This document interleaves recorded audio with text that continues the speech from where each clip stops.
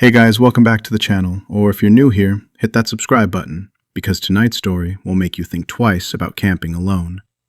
Drop a like if this gave you chills, comment if you've ever felt watched in the woods, and I'll see you in the next one, if you dare camp after this.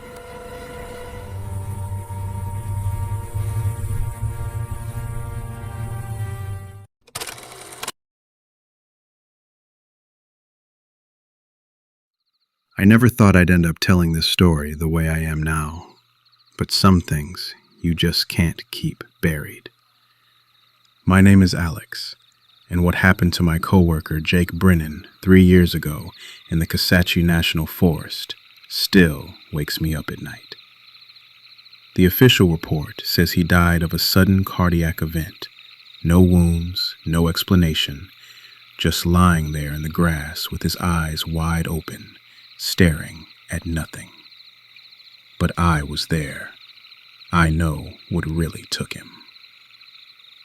Jake and I worked the same late-night shift at a rundown gas station on the edge of Lafayette, Louisiana, stocking shelves and dealing with customers who came in at all hours. He worked the register most nights, while I handled the stockroom and cleaned up. One humid Thursday in late May, after a shift that had dragged on forever, he suggested we get away from the endless customers and the constant smell of gasoline. He described a remote clearing deep in Kisatchie, a small circle of high ground surrounded by old cypress and pines, with water close on every side. Mosquitoes would be thick, but the isolation would be complete. 3 nights, he said. I agreed. We left Friday evening with the truck windows down and music all the way up. The roads narrowed from highway to shell to dirt until we parked at an overgrown logging spur. We shouldered our packs and followed a faint trail through palmetto and pine for what felt like far more than the 2 miles he had promised. The air was heavy, sweet with pine resin and the smell of standing water. Cicadas filled every gap in the pines. The trees finally parted, revealing the clearing. A near-perfect circle of dry ground elevated just above the surrounding swamp, ringed by massive cypress knees draped in thick curtains of Spanish moss. Tupelo and water oak pressed close, their roots disappearing into black water that carried the scent of decay and something older. The ground inside the circle was firm, covered in sawgrass and a few scattered wildflowers.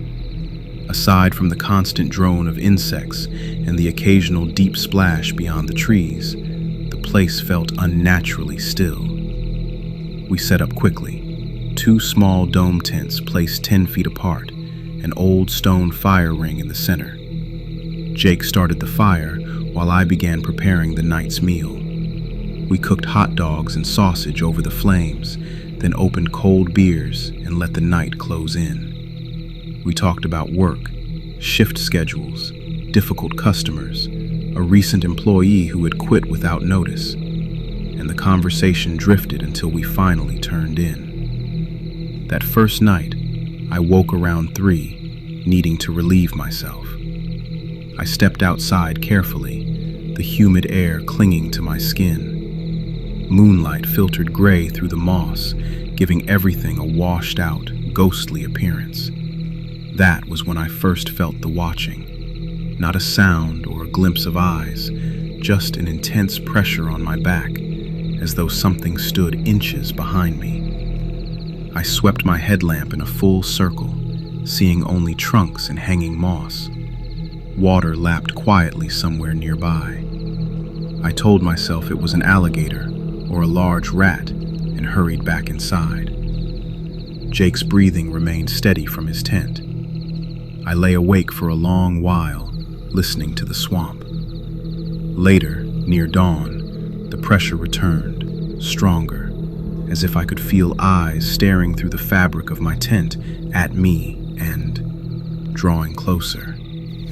I did not look out again. The feeling lingered even after light returned. A subtle gut feeling that we were no longer alone in the clearing.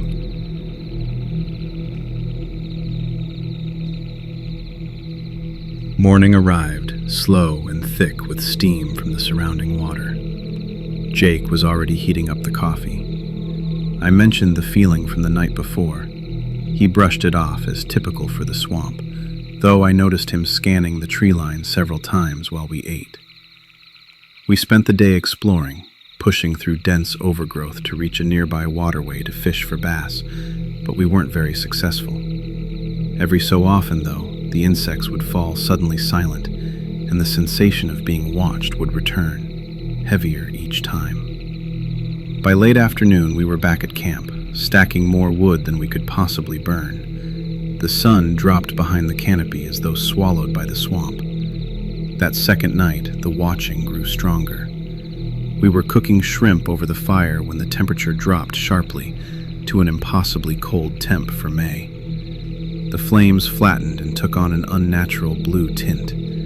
The mosquitoes that had plagued us all day disappeared completely. Jake stopped speaking mid-sentence. I looked up.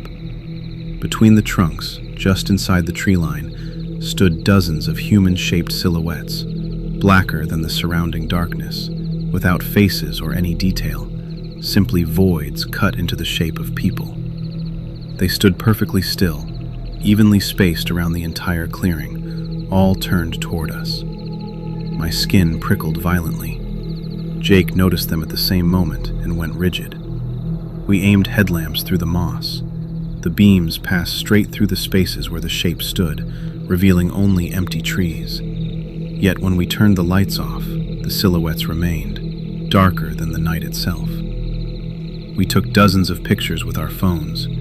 Every image showed nothing but swamp. Jake's voice trembled when he suggested we leave immediately, but the trail was highly dangerous when it's that dark, and recent rain had raised the water levels. There wasn't really a safe way to leave our area, so we decided to wait for first light. We fed the fire until it roared through the blackness, sitting back to back within its glow. Sleep never came. Every crackle of wood sounded like approaching footsteps. The silhouettes never moved or made a sound. They simply watched, their silent attention as oppressive as the cold they brought with them. I felt them absorbing every small motion, every whispered word. Toward midnight, I thought I saw one shift slightly, tilting its head as if listening more closely. But when I blinked, it was still again. The hours stretched, the fire burning lower despite our efforts, and the shapes seemed to lean inward imperceptibly, as if testing the boundary of the firelight. Dawn arrived gray and damp. The shapes had vanished. The clearing looked innocent again, mist rising from the grass, distant bird calls returning. The pictures we took still remained empty of the shapes we saw. Jake attempted a weak joke about swamp gas over coffee, but his hands shook noticeably.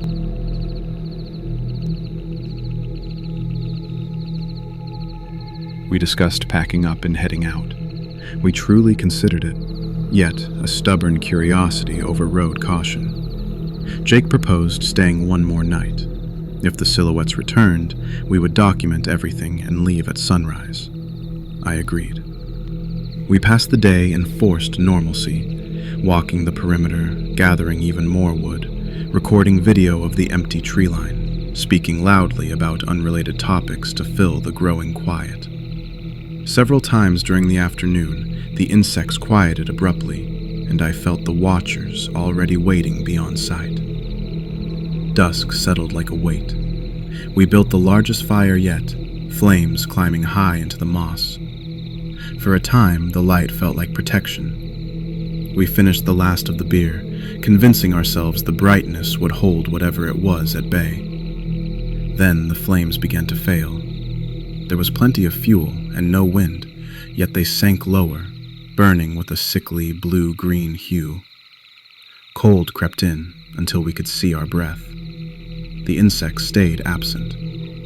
The silhouettes returned. Not at the tree line this time, but closer.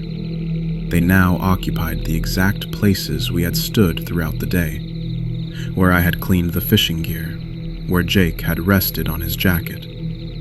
Every footprint held a motionless black copy. They formed a perfect ring 30 yards out, shoulder to shoulder, facing inward. Jake gripped my arm hard enough to leave marks. I could not find my voice. Headlamps revealed nothing once more, but in the failing firelight, the shapes appeared solid and ravenous. We shouted and threw burning branches toward them. There was no reaction, only that endless, silent consumption. As the night deepened, the ring shifted again, creeping inward another 10 yards without any visible movement, simply appearing in new positions as if time had skipped. The air grew thicker, harder to breathe, as though the space inside the ring compressed. Then the draining began. It started gradually, a profound exhaustion settling into bone and muscle, as though the swamp itself drew strength through the ground. Jake slumped beside me. Memories began to fade, small details at first, then larger pieces slipping away. Thoughts grew sluggish and thick. The fire dwindled to coals no matter how much wood we added. The ring tightened further. 20 yards. 10. The silhouettes advanced in perfect silence, claiming new positions, where we had stood only minutes earlier. Always imitating, always learning.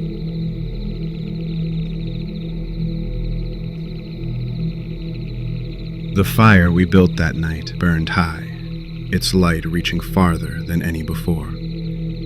We sat close to it, knees almost unable to stand the heat, unwilling to give the darkness even an inch.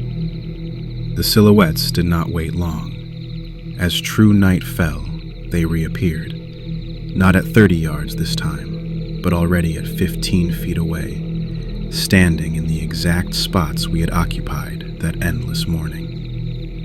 The ring these things formed was smaller from the start, tighter, suffocating. The cold returned faster, biting through our damp clothes.